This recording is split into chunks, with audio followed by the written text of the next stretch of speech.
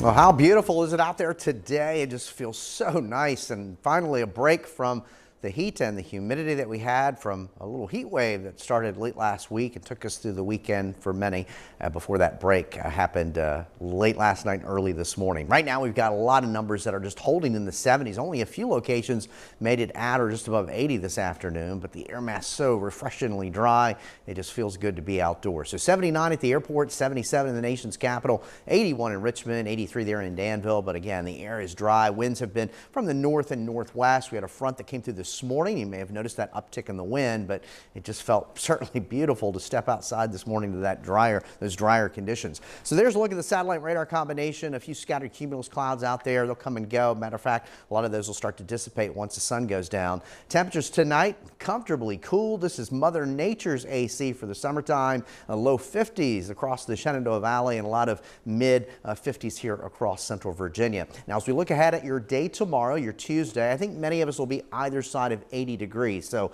it's still a very pleasant day. But we will start to see the temperatures rise, and that they will, along with some higher humidities as we get into late Wednesday, certainly Thursday. And Thursday could be a bit more active for us, not only the heat and the humidity, but some afternoon and evening thunderstorms. Next front will approach by the end of the week, and that basically is going to be scattered rainfall, but that's our next best opportunity for any measurable rain. So just looking ahead, and this is kind of a longer range model, so the resolution's a lot greater. It's not as refined, but a cold front will be out to the west, and that will touch off scattered showers and thunderstorms here on Thursday as it collides with this new hot, more humid air mass. But in the meantime, things are quite comfortable because of a broad area of high pressure that's over the Ohio Valley that'll continue to build in our direction. So that kind of cools things down and ushered in that drier air. Matter of fact, look at these pleasant numbers, not only here in the mid-Atlantic, but out across the Ohio Valley as well. So a pretty good push of some drier air this time. You know, in the summer,